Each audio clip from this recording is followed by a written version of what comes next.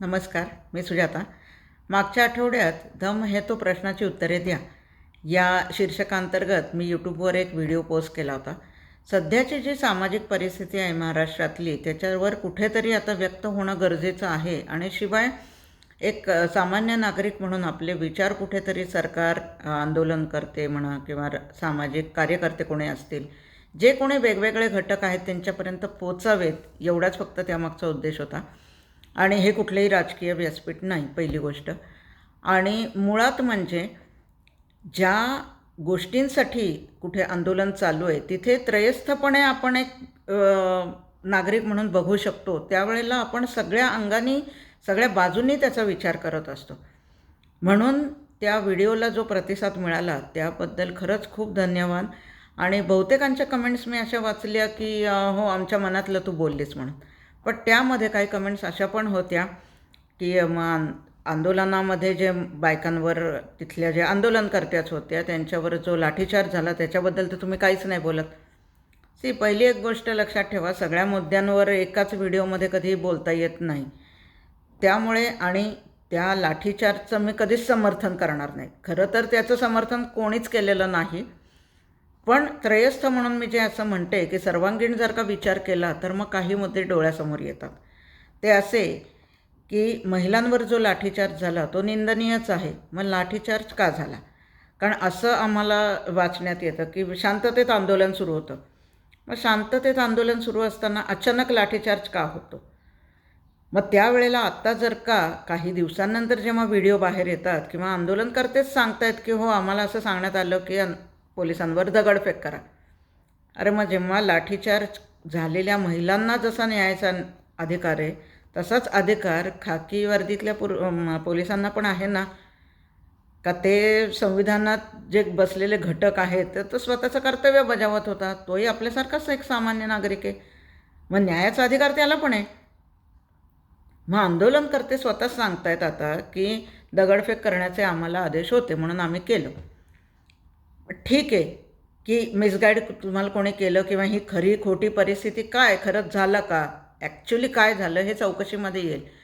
पण त्याहीपेक्षा मुख्य मुद्दा माझा असा डोळ्यासमोर आला की महिलांवरच लाठीचार्ज का झाला.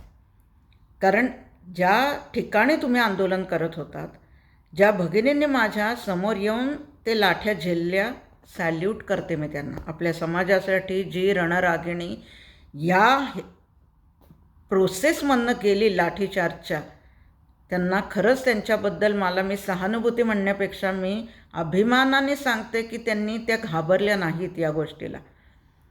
पण मग महत्त्वाचा प्रश्न असा येतो की जिथं तुम्ही आंदोलन करत होता तिथे त्या परिघावरच त्या स्त्रिया कशा काय बसल्या होत्या. ठीक आहे, त्या पण आंदोलन करते असतील, चुकून माकून तिथं बसल्या असतील. पण आंदोलनामध्ये समर्थक आणि विरोधक असे दोन्ही असतात. कुठलीही मागणी असू दे, मग अशा ठिकाणी कुठेतरी गदारोळ होण्याची शक्यता असते, कुठेतरी काहीतरी दुर्घटना घडण्याची शक्यता असते. ह्याचा विचार आंदोलनकर्त्यांनी केला नव्हता. म्हणजे विचार मी एवढ्यासाठी करते की ज्या माझ्या भगिनींनी डोक्यात काठ्या खाल्ल्या, स्वतःचं रक्त सांडलं, त्या आज कुठे आहेत? प्रसारमाध्यमांमध्ये तो माणूस येतो जो सुरक्षितपणे कोपऱ्यात दुसरीचकडे कुठेतरी बसला होता. त्यांनी तर कुठलीच लाठी नाही घेतली. मग माझ्या भगिनींवर हा लाठीचार्ज का? त्या अशा परिघावर का बसल्या होत्या?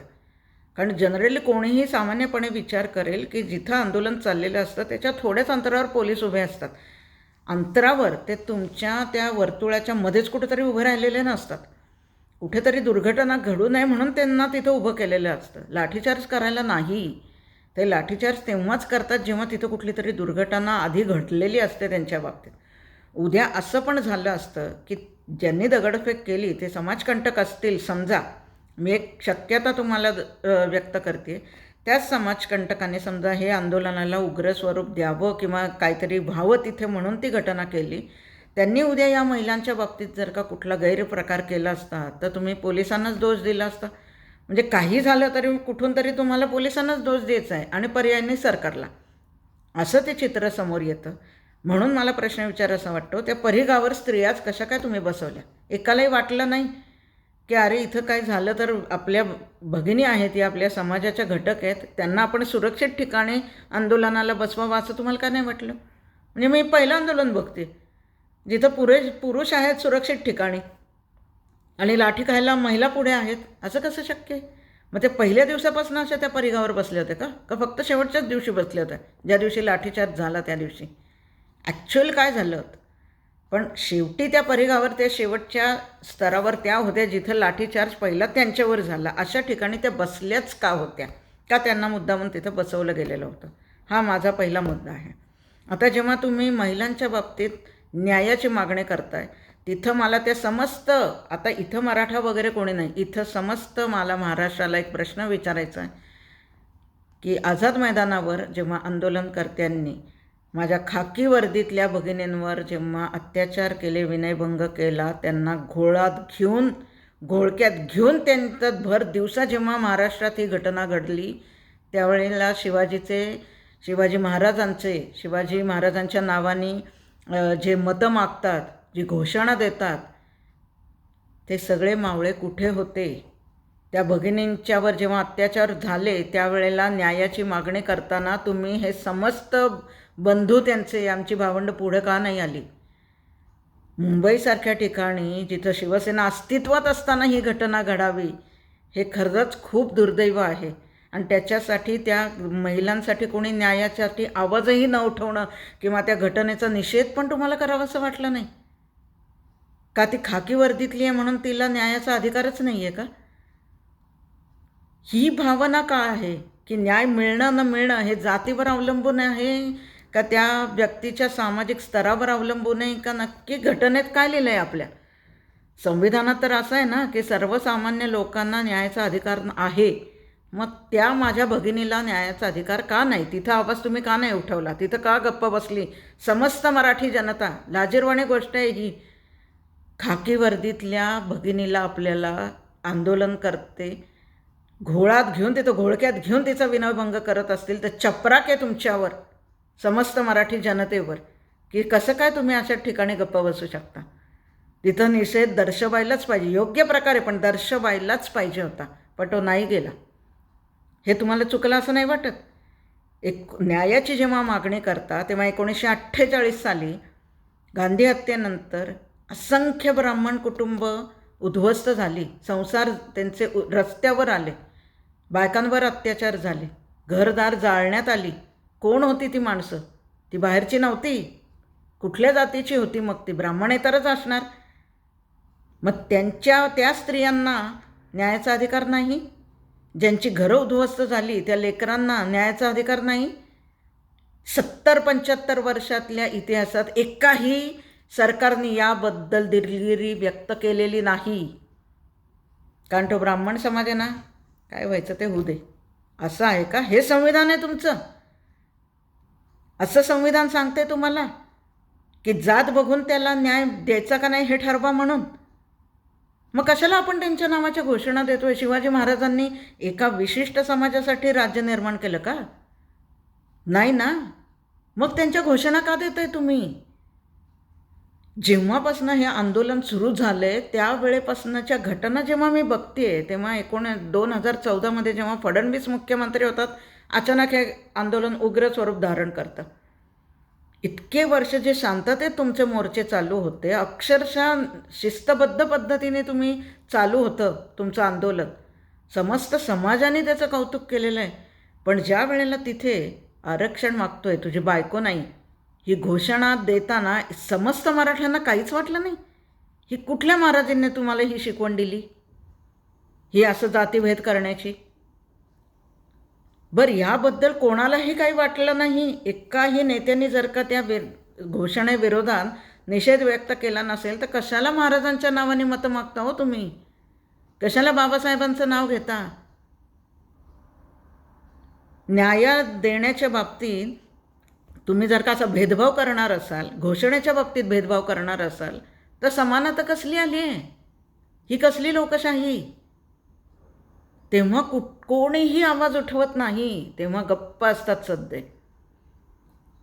हाच प्रकार जेव्हा 18 जेव्हा फडणवीसांनी हायकोर्टात हे सिद्ध केलं, म्हणजे आरक्षणाला तुम्हाला मान्यता मिळाली तिथे हायकोर्टात, तरी आज तुम्ही त्यांना शिव्या घालताय. 2019 जेव्हा जसं विकास आघाडीचं आलं सरकार, सगळ्या मराठा समाज स्मशान शांतता होती, शांत सगळे बसून होते. तेव्हा नाही आंदोलन करावं असं वाटलं? कुठे झाली असेल चुटपुट्टे अगदी शांततेने, मग तिथं ही घोषणा नाही दिलीत. अर्थात मी कधीच म्हणणार नाही की त्या मुख्यमंत्र्यांना तुम्ही द्या, पण मग का नाही दिलीत? जर का तुम्ही या गोष्टीचं समर्थन केलं असेल का ती फडणवीसांना दिली, तर मग ती यांना पण द्यायला पाहिजे होती. आणि मग ती त्यांना द्यायची नव्हती, तर मग फडणवीसांना तरी का दिलीत? तुम्हाला काय वाटतंय, तुम्ही जे ब्राह्मणांच्या बद्दल हे असं काहीतरी अपशब्द वापरून स्वतःच्याच जातीबद्दल इतका म्हणजे एक काहीतरी विचित्र तुम्ही चित्र निर्माण करताय, हे तुम्हाला कळतच नाही आहे. ऑब्व्हियसली ते तुमच्या नेते अजूनसुद्धा विचारवंत नाहीच आहेत. विचारवंत नेता कधीही असं आंदोलन भरकटवू देत नाही. जेव्हा मी हा विचार करते की ही स्मशान शांतता महाविकास आघाडीच्या काळात होती, त्याच्यानंतर महायुतीचं सरकार आलं. आता त्या सरकारमध्ये मुख्यमंत्री मराठा आहेत, दुसरे उपमुख्यमंत्रीसुद्धा मराठा आहेत, पण टार्गेट कोण? देवेंद्र फडणवीस. म्हणजे थोडक्यात हे आरक्षणाच्या मागून जातीद्वेष पसरवला जातोय, हे जे सामाजिक जनरल लोकांचं मत होत चाललं आहे, ते चुकीचं आहे असं नाही वाटत. कारण घटना तर तशीच घडते. हे चुकीचं आहे असं तुम्हाला नाही वाटत? जसं महायुतीचं सरकार आलं, परत तुम्ही शांत होतात. आता लोकसभेच्या निवडणुका आहेत, त्याच्या 7 महिने आधी बरोबर 7-8 महिने तुम्ही परत त्याचं उग्र स्वरूप धारण केलं. कारण आता तुमच्यासमोर ध्येय काय? आरक्षण नाही, लोकसभा निवडणूक.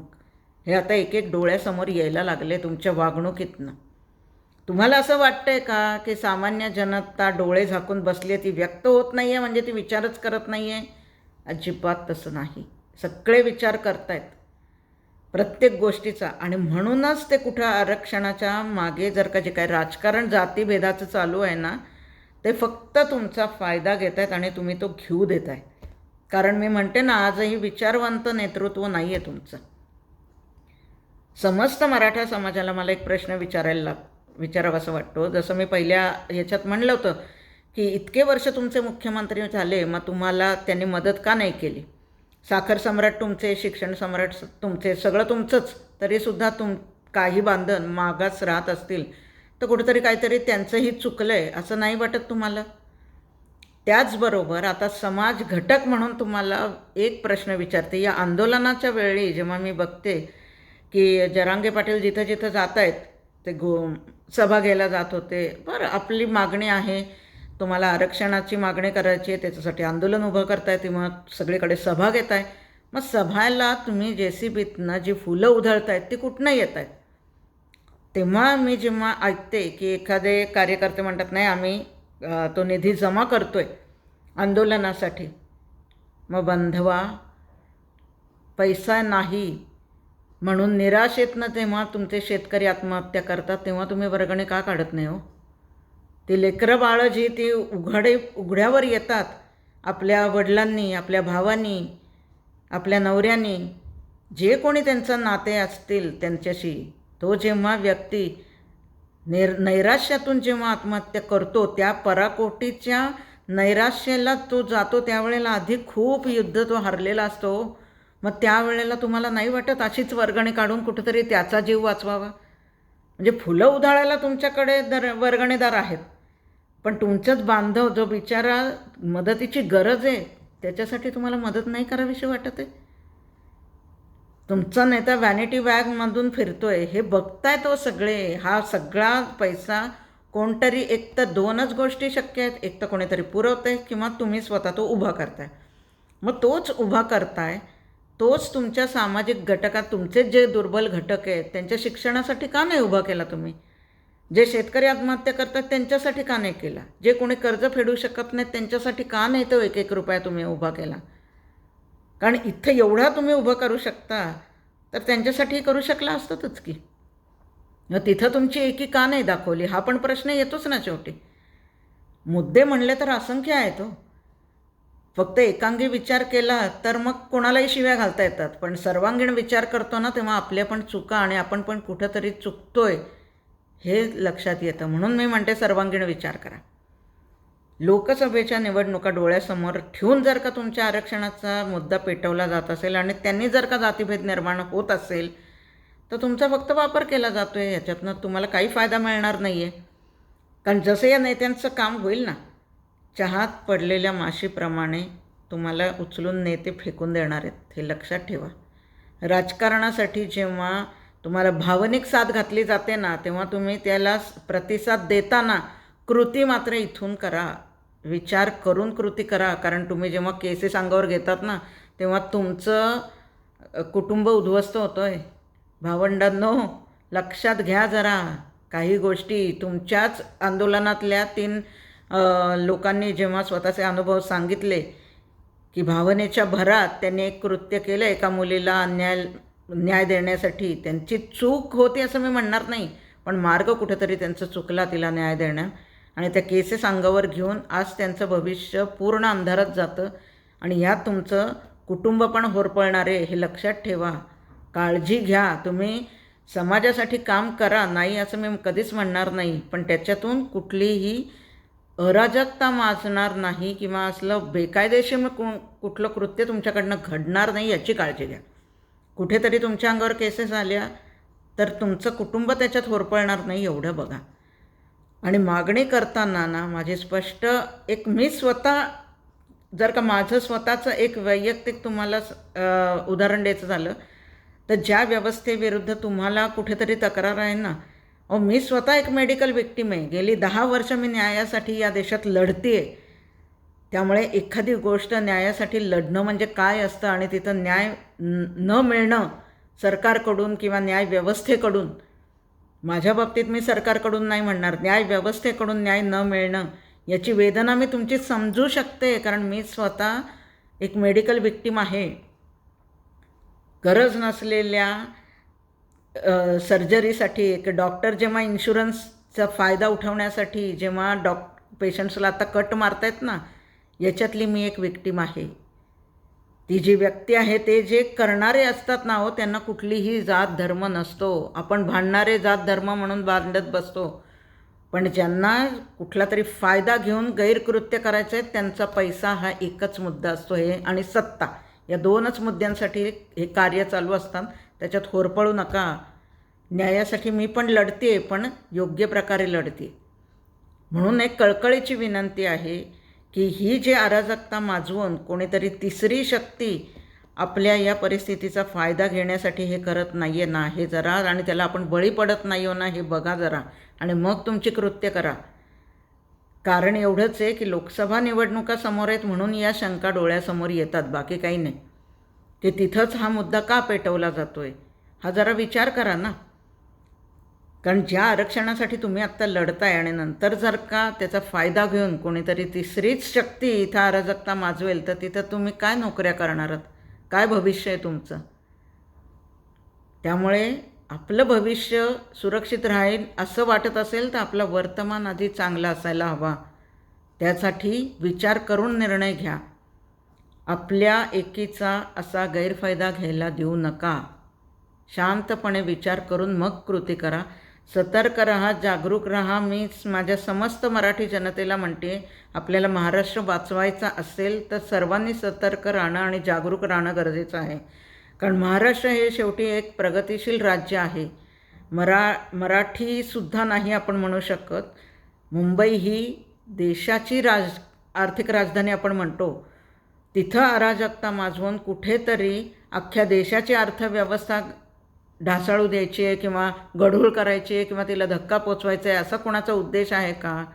तो असेल नसेल जाऊ दे, पण तो होऊ न देणे, त्या गोष्टींना आपण बळी न पडणं हे आपल्या हातात आहे. म्हणून विचार करून कृती करा. काळजी घ्या, जागरूक राहा, सतर्क राहा. आणि आता मला समस्त बांधवांना माझी मागणी आहे की थोडं का होईना पण व्यक्त व्हायला शिका. नमस्कार.